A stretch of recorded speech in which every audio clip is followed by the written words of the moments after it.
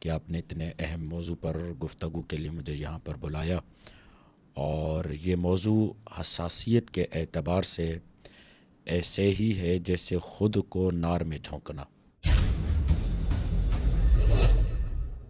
بہت حساس موضوع ہے اس معنی کے اعتبار سے کہ بعض لوگوں نے یہ ذہن اور بعض لوگوں نے یہ خیال کر لیا ہے کہ رسول خدا کا وصال ہوا۔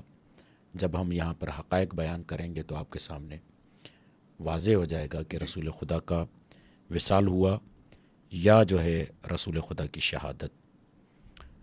تاریخ اس بات کو روز روشن کی طرح بیان کرتی ہے کہ روز اول سے دنیا رسول خدا کی جان کی دشمن تھی، بے شک، اور اس کے بچانے اور اس کی محافظت کا جو اہتمام حضرت ابو طالب علیہ السلام نے کیا، سبحان اللہ، وہ کسی سے ڈھکا چھپا نہیں ہے۔ بے شک، آپ کو معلوم ہے کہ حضرت ابو طالب نے، یہ اس وقت اور اس زمانے کی بات ہو رہی ہے جب ابھی رسول خدا کے نبوت کی بات نہیں ہے، بلکہ رسول خدا کے بچپنے کی بات ہے، کہ جب آپ حضرت ابو طالب کے ساتھ تجارت پر جاتے ہیں تو وہاں پر نصارہ میں سے ایک عالم آپ کو دیکھ کر یہ کہتا ہے کہ اے ابو طالب، اس کی محافظت کرو کہ یہ آنے والے دور کا نبی ہے۔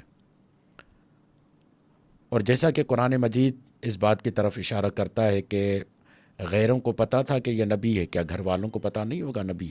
بے شک، اور حضرت ابو طالب کا دیوان اس پر گواہ ہے بے شک، کہ حضرت ابو طالب نے نبی خدا کی نبوت کے اعلان سے پہلے رسول خدا کو حضرت موسیٰ سے تمثیل دی ہے بے شک، کہ یہ موسیٰ کی طرح نبی ہے۔ تو بہرحال حضرت نبی مصطفیٰ صلی اللہ علیہ وآلہ وسلم پر جان لیوا حملے، اور ان جان لیوا حملوں سے جن دو ہستیوں نے رسول خدا کا دفاع کیا، ایک ہستی کو ابو طالب کہتے ہیں، دوسری ہستی کو خدیجۃ الغرہ، خدیجۃ الکبریٰ کہتے ہیں۔ سبحان اللہ، روایت کے یہ جملے ہیں کہ حضرت خدیجۃ الکبریٰ رسول خدا کو اس انداز سے محافظت کرتی تھی کہ بعض کافرین جب آپ کے گھر پر پتھر پھینکتے تھے تو آپ وہ اپنے وجود نازنین پر لے لیتی تھی۔ اس اعتبار سے نہیں کہ شوہر کا دفاع کرنی، اس اعتبار سے کہ اپنے زمانے کے ولی کا دفاع کر رہے سبحان ہیں، اللہ، پیغمبر کا دفاع، پیغمبر کا دفاع کر رہے حجت ہیں، اللہ کا دفاع، حجت خدا کا دفاع کر رہے ہیں۔ جیسے کہ حضرت آسیہ کے لیے پروردگار عالم نے کہا کہ ضرب اللہ مثلا للذین آمنوا امرأۃ فرعون، اللہ مومنوں کے لیے فرعون کی زوجہ کی مثال دیتا ہے کہ شکنجوں میں تھی، مشکلوں میں تھی، سب کچھ تھا، مگر اللہ کے ولی کا دفاع کیا۔ تو بی بی خدیجہ نے بھی اللہ کے ولی کا دفاع کیا۔ ادھر حضرت ابو طالب رسول خدا کا دفاع کیسے کرتے ہیں؟ کبھی رسول خدا کے بستر کو بدلتے ہیں اس انداز سے کہ کبھی اس بستر پر چڑھتی ہوئی جوانی کو سلاتے ہیں، کبھی ڈھلتی ہوئی جوانی کو سلاتے ہیں، کبھی یعنی شباب کو سلاتے ہیں، یعنی کبھی طالب کو سلاتے ہیں، کبھی جعفر کو سلاتے ہیں، کبھی عقیل کو سلاتے ہیں، اور کبھی علی کو سلاتے ہیں تاکہ مصطفیٰ بچ جائے۔ سبحان اللہ، یہ تاریخ گواہ ہے اس بات کی کہ روز اول سے مصطفیٰ کے جان کے دشمن تھے۔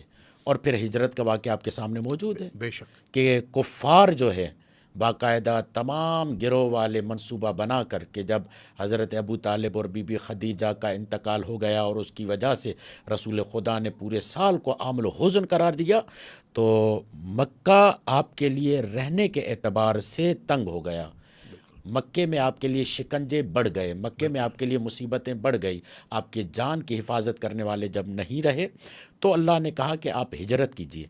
تو انہوں نے منصوبہ بنایا کہ تمام قبیلے والے مل کر جب ہم حملہ کریں گے تو پھر یہ آسان ہوگا کہ ہم بنو ہاشم سے مقابلہ کر پائیں گے، ورنہ اگر ایک قبیلے والا آگے آئے گا، اور یہ بھی آپ کو پتہ ہے اور تاریخ میں ملتا ہے کہ ایک شیطان، یعنی ظاہری صورت میں شیطان آیا اور اس نے مشورہ دیا کہ کیوں نہیں تم سارے قبیلے مل کر محمد پہ حملہ کرتے، اور وہ ہوا کہ وہ رسول خدا کے گھر میں آئے، اور جب اللہ نے یہ بتایا تو رسول خدا نے اپنے بستر پر علی کو سلایا اور وہاں سے نکل گئے، اور یہ آیت کے جملے آئے مولا کائنات کے لیے، وَمِنَ النَّاسِ مَن يَشْرِي نَفْسَهُ ابْتِغَاءَ مَرْضَاتِ اللَّهِ، اور ادھر رسول خدا کو کہا وَمَا رَمَيْتَ إِذْ رَمَيْتَ وَلَكِنَّ اللَّهَ رَمَى، کہ یہ جو لوگ آپ کو دیکھ رہے ہیں آپ خاک اٹھائیں اور ان کی آنکھوں میں ڈال دیں، اور یہ آپ نہیں، گویا کہ ہم نے ڈالی اور یہ آپ کو نہیں دیکھ پائیں گے۔ پھر اس کے بعد حضرت ابوبکر کا آپ کے پیچھے آنا، اور پھر اللہ کا ان قدموں کے نشانات کو چھپانا،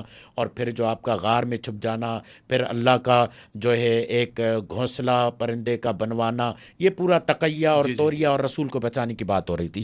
تو کہنا کیا چاہ رہا ہوں میں، کہنا یہ چاہ رہا ہوں کہ روز اول سے جان مصطفیٰ کو خطرہ تھا۔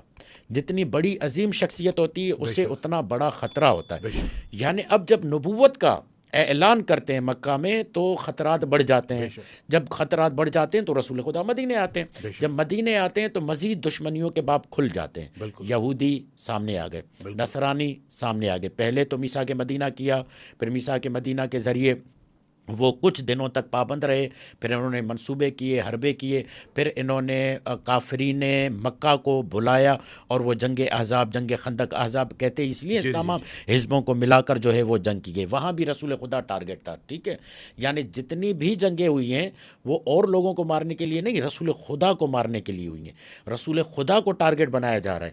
آپ دیکھیں کہ جب جنگ احد میں آتے ہیں تو یہ لوگ کیا کرتے ہیں، رسول خدا کو ٹارگٹ بناتے ہیں، اور اسی کے گرد مولا کائنات طواف کرتے ہوئے رسول خدا کا دفاع کرتے ہیں، حفاظت کرتے ہیں، یعنی شروع سے ٹارگٹ رسول خدا کی ذات ہے۔ پھر انہوں نے کیا کیا، ایک قانون ہے سیاست میں، اس قانون کو کہتے ہیں ضربت اور نفوذ اور ضربت۔ نفوذ اور ضربت کیا ہوتا ہے، پہلے انفلوئنس کریں، داخل ہو جائیں، شامل ہو جائیں، پھر ضربت، اپنا ٹارگٹ حاصل کریں۔ انہوں نے کیا کیا، اب انہوں نے کہا کہ ہم منافقت کا لبادہ اوڑھ کر داخل ہوتے ہیں، اور پوری تمام مسلمان آگاہ ہیں کہ سورہ منافقون اس بات پر گواہ ہے، منافقوں سے انکار نہیں کر سکتے، منافقوں کے معاملے سے انکار نہیں کر سکتے۔ منافقوں نے کیا کیا کہ اب رسول خدا کو ہم مارنا چاہتے ہیں، کس طریقے سے مارنا چاہتے ہیں، مختلف طریقے اور حربے اختیار کرتے رہے، جس میں سے ایک یہ ہے کہ ان سازشوں میں ایک سازش یہ ہے کہ جنگ تبوک کے وقت جب رسول خدا واپس آ رہے تھے تو واپسی کے دوران عقبہ کے میدان پر یا عقبہ کے میدان پر بعض منافق لوگوں نے، جو تقریباً 12 کی تعداد تھی، انہوں نے شب خون مارنے کے لیے، رسول خدا پر حملہ کرنے کے لیے جمع ہو گئے۔ یہ معاملہ رسول خدا کو اللہ نے بیان کیا، اور اس میں جو مہار لیے ہوئے تھے وہ عمار یاسر تھے، اور حذیفہ پیچھے سے اس کو ہانک رہے تھے، اور یہ تمام معاملہ ہو رہا تھا۔ اور یہ روایت جو ہے آپ کو صحیح مسلم میں بھی مل جائے گی۔ صحیح مسلم میں اس انداز سے ہے کہ جب پوچھا گیا رسول خدا سے کہ وہ 12 منافق کون تھے، تو یوں کہا گیا فی اصحابی اسنا عشر منافقن، کہ 12 صحابی تھے، منافق تھے، فیہم ثمانیۃ لا یدخلون الجنہ، اس میں سے 8 لوگ تو جنت میں داخل نہیں ہو سکتے، حتیٰ یلج الجمل فی سم الخیاط، یہاں تک کہ وہ 8 لوگ جنت میں نہیں جائیں گے یہاں تک کہ اونٹ سوئی کے ناکے میں گھسے، یعنی ان کا جنت میں جانا محال ہے۔ جیسے سوئی کے سوراخ سے اونٹ کا گزرنا محال ہے، ویسے ان لوگوں کا گزرنا محال ہے۔ یہ لوگ جنت میں نہیں جائیں گے۔ اب یہ مسلم کی روایت ہے کہ یہ منافق ایسے تھے جو رسول خدا کو مارنا چاہتے۔ اب دیکھیے ان منافقین کے نام جب بات آئی، اور ان منافقین کو جنہوں نے رسول خدا کو قتل کرنے کی کوشش کی، تو جناب ایک عالم دین ابن حزم اندلسی، انہوں نے کچھ کے نام لکھے، بیان کیے، کم از کم 5 کے نام لکھے۔ اچھا، نام بتائیے۔ اگر میں یہاں پر نام بتاؤں گا تو آپ کی جان بھی خطرے میں ہے، میری جان بھی خطرے میں ہے۔ اہل سنت کے یہاں بہت بڑا نام ہے ان کا، بہت بڑا نام ہے، بہت بڑا نام۔ بہت بڑا نام۔ اچھا، اب میں کیا کرتا ہوں، اب یہاں پر آپ پرائیویٹ میں دے دیں گے آپ؟ پرائیویٹ میں دے دوں گا، یہ تو میرے پاس اسکین موجود ہے نا، یہ دیکھیں، یہ اسکین ہے، اچھا، یہ اسکین موجود ہے، دیکھیں، پرائیویٹ میں دے دوں گا یہ کوئی۔ اچھا، آپ اس بات سے اتفاق کرتے ہیں کہ میری پچھلی پوڈ کاسٹ میں انور علی نجفی صاحب کے ساتھ پوڈ کاسٹ ہوئی تھی، انہوں نے کہا تھا کہ اگر ہم نام بتا دیں تو قیامت آ جائے گی، لرزہ طاری ہو جائے گا. تو یہی تو میں کہہ رہا ہوں. ہاں، اور انہوں نے یہ کہا تھا کہ 4 ایسے ہیں جو دوبیلا پھوڑے سے مریں گے. تو پھر انہوں نے ایک جملہ آخری کہا کہ ہم رسول اللہ کے جو تمام اصحاب ہیں انہیں عادل نہیں مانتے، کیونکہ ان کی عدالت مجروح ہے. ان میں سے بہت سے ایسے صحابہ تھے، ٹھیک ہے، اب جن کی یہ دیکھیں عدالت نا مجروح اوپر ہے. یہ نام لکھے ہوئے ہیں، ادھر آئیں، یہ دیکھیں باریک جو عربی عبارت میں لکھے ہوئے نیچے. تم لے پائیں گے آپ نام؟ میں تو قتل ہو جاؤں گا، میرا تو قتل ہو جائے گا. اچھا، یہ اہل سنت کے عالم ہیں. جی جی، اہل سنت کے عالم ہے. اور پھر میں مزے کی بات آپ کو بتاتا ہوں، المحلہ میں انہوں نے یہ لکھا ہے، کتاب محلہ میں، اور یہ مسلم شریف سے روایت لے کر انہوں نے کہا کہ وہ 12 میں سے 5 منافق کون ہیں. اور انہوں نے جب لکھا تو اب کیا ہوئی، قیامت بپا ہو گئی. تو اب بعض لوگوں نے ان کو کیا کیا، روایت کی جر کرنا شروع کر دی اور کہا کہ نہیں یہ صحیح نہیں ہے، یہ ایسے ہے ویسے ہے. اور جو ہے اس میں جو راوی ہیں ولید ابن عبداللہ اور جمیع ظاہری کے طرق سے روایت ہے جو ہلاک کرنے والا ہے، اور اس طریقے سے. اچھا یہ کون ہے؟ علامہ ابن حزم اندلسی جو معلیٰ میں یہ باتوں کو روایت کرتا ہے اور نقل کرتا ہے، اس کی توثیق کس نے کی ہے؟ اس عالم کی توثیق. بعض نے تو تردید کی نا، ہم اس کی طرف نہیں جاتے. توثیق کس نے کی ہے؟ علامہ ذہبی نے اپنی کتاب سیر و اعلام نبلاء میں کی ہے. اس آدمی کی جس نے اچھا، یہ محدث ہے، یہ محدث بھی ہے، مجتہد بھی ہے ان کے ہاں، ٹھیک ہے. امام ذہبی لکھتے ہیں ابن حزم امام تھے، سمندر اور صاحب فنون اور معارف تھے. جی ٹھیک ہے. اس کے بعد لکھتے ہیں قال الشیخ عز الدین ابن عبد السلام وکان احد المجتہدین، مجتہدوں میں سے ایک مجتہد تھے. ما رأیت فی کتب الاسلام فی العلم مثل المحلل ابن حزم، کہ ہم نے اس کے برابر اسلام میں ایسا عالم نہیں دیکھا. بالکل. اچھا، اگر یہاں برابر میں اہل سنت کے عالم ہوتے، اور یہ جو آپ نے مجھے اچھا اسکرین شاٹ پھر دکھایا ایک ہے، اور جملہ کو، جی جی، امام ابن تیمیہ نے کہا امام ابن حزم اندلسی ایک مجتہد تھے، اس کی المحلہ جیسی کتاب میں نے کہیں نہیں دیکھی. اللہ اکبر. ابن تیمیہ. قبلہ میں یہ عرض کرنا چاہ رہا تھا جی کہ ہاں. اگر ابھی اہل سنت کے عالم ہوتے اور یہ جو اسکرین شاٹ آپ نے مجھے دکھایا ہے، تو میرے خیال سے اس پوڈ کاسٹ میں تو قیامت برپا ہو جاتی، قیامت برپا ہو جاتی. جی بالکل. اچھا قبلہ، میرا اس میں ایک بڑا اہم سوال ہے، مجھے یہ بتائیے گا کہ رسول اللہ صلی اللہ علیہ وسلم کا جو آخری وقت آیا، اس آخری وقت کے کیا معاملات تھے؟ جی میں کہ اسی رسول کی طرف آ رہا ہوں. اللہ، اب دیکھیں نا، کہتے ہیں جس راوی کے لیے کہتے ہیں ولید ابن جمی، اس کو کذاب کہا گیا، مگر یہاں پر توجہ رکھیں کہ یہ معلوم ہونا چاہیے کہ اسی سے بخاری، مسلم، داؤد، نسائی نے اسی سے روایتیں بھی لی ہیں. اچھا، جی جی، اس راوی سے روایتیں لی. خیر، تو کہنے کا مقصد کیا تھا؟ مقدمہ تھا یہ کہ نبی خدا کو روز اول سے ہی خطرہ تھا. اللہ، ٹھیک ہے. اور یہ خطرہ جیسے جیسے نبوت کے لیے آپ پروان چڑھ رہے تھے بڑھتا جا رہا تھا. تو جب آپ نے نبوت کا اظہار کیا مزید خطرہ بڑھ گیا. تو اس مزید خطرے کے لیے پروردگار عالم نے آپ کے لیے شیلٹر رکھا، کبھی جناب حمزہ کو رکھا، کبھی جناب مولا کائنات کو رکھا، کبھی اور خالص صحابیوں کو رکھا. تو یہ سلسلہ ہمارے سامنے، میں یہیں پر روک رہا ہوں. اس مضمون کی اور بہت ساری روایتیں جس میں یہ بیان کیا گیا ہے کہ وہ کون تھے جو رسول خدا کو مارنا چاہتے تھے. اب آتے ہیں آپ کے سوال کی طرف کہ کیا رسول خدا شہید ہوئے یا نہیں ہوئے، زہر دیا گیا یا نہیں دیا گیا. شیعہ اور سنی علماء کا نظریہ ہے کہ رسول خدا کو زہر دیا گیا، زہر دیا گیا.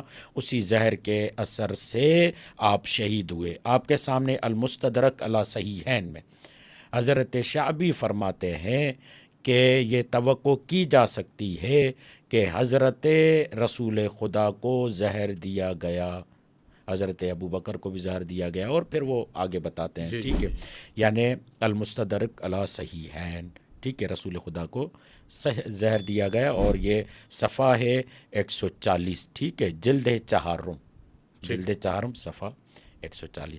پھر تاریخ الخلفاء میں آئے.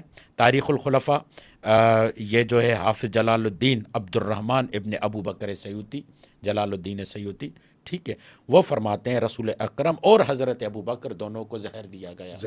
ان کا نظریہ یہ ہے کہ حضرت ابو بکر بھی طبعی موت نہیں مرے تھے، بلکہ انہیں شہید کیا گیا، زہر دیا گیا. تو بہرحال رسول خدا ہمارا موضوع ہے، تو رسول خدا کو بھی زہر دیا گیا. اچھا، اس کتاب کا بھی حوالہ اگر آپ لیں تو یہ ہے کتاب نمبر، صفحہ نمبر ہے 87، اردو ترجمے مل جائے گا آپ کو. علماء اہل سنت میں آپ کو بتا دیا مستدرک علی صحیحین میں یہ روایت آپ کے سامنے موجود ہے کہ اچھا شابی قبلہ، نے. میں یہاں جی ایک سوال عرض کرنا چاہ رہا جی تھا. جی قبلہ مجھے یہ بتائیے گا کہ اہل سنت والجماعت اس بات کے تو قائل ہیں کہ غزوہ خیبر کے بعد جب رسول اللہ کو ایک یہودیہ عورت نے دعوت کے لیے بلایا، اس میں صحابہ بھی موجود تھے، اور رسول اللہ صلی اللہ علیہ وآلہ وسلم کو زہریلے دمبے یا بکرے کا یا جانور کا، حلال جانور کا گوشت کھلایا گیا. جب گوشت کھلایا گیا تو جبرائیل امین اس وقت آ گئے جب رسول لقمہ لینے والے تھے، اور رسول اللہ صلی اللہ علیہ وآلہ وسلم کی زبان سے وہ لقمہ جو ہے وہ ٹچ ہوا، یعنی چھوا، اور زہر کا اثر پھیل گیا. اور پھر اس کے بعد ان کے برابر میں جو اصحاب موجود تھے انہوں نے بھی تھوڑے تھوڑے نوالے کھائے تھے، جس کی وجہ سے صحابہ کرام کی شہادت ہو گئی تھی، اور رسول اللہ صلی اللہ علیہ وسلم بہت سخت بیمار ہوئے تھے.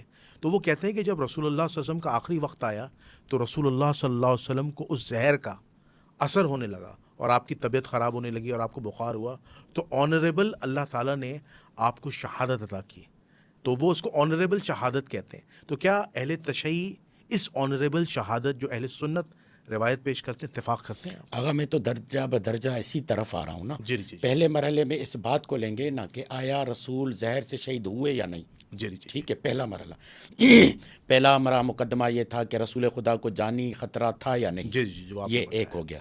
دوسرا، اب جب جانی خطرہ تھا تو رسول خدا کا یہاں سے وصال کیسے ہوا؟ آیا شہادت کے ذریعے ہوا یا تبھی موت مرا، تبھی موت گئے معاذ اللہ، تبھی موت اس دنیا سے گئے.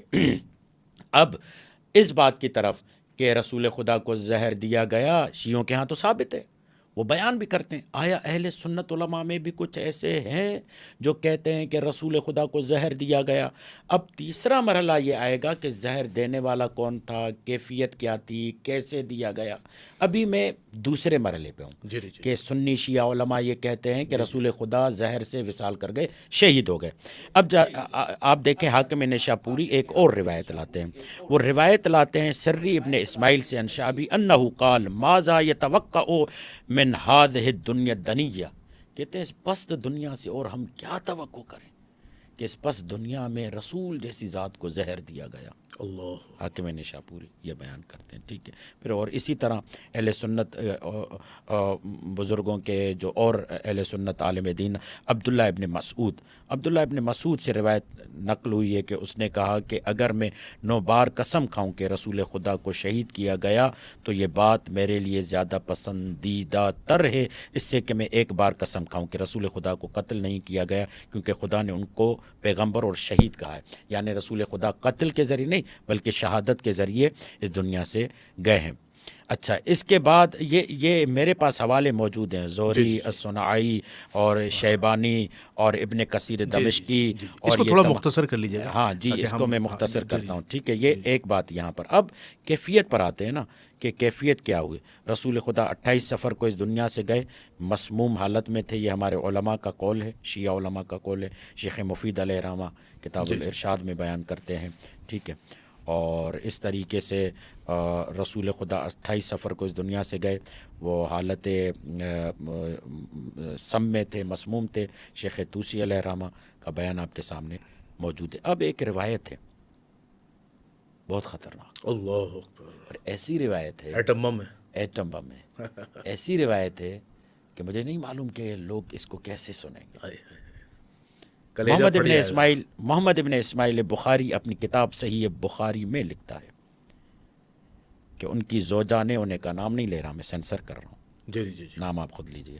رسول خدا اپنے اس مرض میں کہ جس کے ذریعے وہ دنیا سے گئے تھے فرمایا کرتے تھے جو کھانا میں نے خیبر میں کھایا تھا ابھی تک اس کی تکلیف محسوس کر رہا ہوں، اور ابھی میں نے یوں محسوس کیا ہے کہ اسی کی وجہ سے میرے دل کی رگیں پھٹ گئی ہیں. وہ جو خیبر کا حوالہ آپ نے دیا، جی. ٹھیک ہے، وہ جو خیبر کا حوالہ آپ نے دیا کہ یہودی خاتون، اس کے ساتھ ایک اور روایت ہے جو اسی صحیح بخاری میں ابن مسعود سے نقل ہے. وہ کہتا ہے کہ ہم رسول خدا کے کھانا کھاتے وقت کھانے کی تسبیح پڑھنے کی آواز کو سنا کرتے، یعنی رسول خدا کے سامنے پڑا ہوا زہر آلود گوشت رسول خدا سے باتیں کرتا، اور خود گوشت نے رسول خدا کو بتایا کہ مجھے نہ کھانا کیونکہ میں زہر آلود ہوں. یہ روایتیں اس طرح کی آتی ہیں. اب یہ روایت جس کی طرف آپ کو بتا رہا ہوں کہ خطرناک ہے. جی جی میں نے رسول خدا کی بیماری کے دوران زبردستی ان کے منہ میں دوا ڈالی. اللہ. اچھا، انہوں نے اشارے سے کہا مجھے دوا نہ دو. میں نے اپنے آپ سے کہا شاید یہ اس وجہ سے ہے کہ مریض کا دوائی کھانے کو دل نہیں کرتا. اور جب رسول خدا تندرست ہو گئے تو فرمایا کیا میں نے تم کو منع نہیں کیا تھا کہ مجھے دوائی نہ دو؟ پھر انہوں نے فرمایا کہ اس گھر میں جس نے مجھے دوائی دی تھی تو اب ان سب کو میرے سامنے وہی دوائی پلاؤ غیر از عباس کے کہ اس نے تم لوگوں والا کام مجھ سے انجام نہیں دیا. اگر یہ مضر دوا نہیں تھی تو یہ اوروں کو پلا کے دکھاؤ. اس حدیث کو حدیث لدود بھی کہا جاتا ہے. جی حدیث لدود. جی، صحیح مسلم، تو آپ یہ کہنا چاہ رہے ہیں کہ صحیح بخاری، صحیح بخاری. حدیث نمبر 4458. ٹھیک ہے. اب یہ روایتیں، ٹھیک ہے، یہ روایتیں اور پھر جو ہے اس نقطہ نگاہ کو اگر ہم قبول نہ کریں اور کہیں کہ نہیں ایسا کوئی اچھا معاملہ اہل نہیں سنت ہے، نہیں مانیں گے. جی جی نہیں، اگر قبول نہ بھی کریں چھوڑ دیں اس بات کو، کیوں قبول کریں ہم. مگر یہ روایت موجود ہے کہ موجود یہودی کے کھانے، وہ جو یہودی خاتون تھا وہ سب اس باپ کی طرف نہیں جاتے، چھوڑ دیتے ہیں تحقیق والوں پر.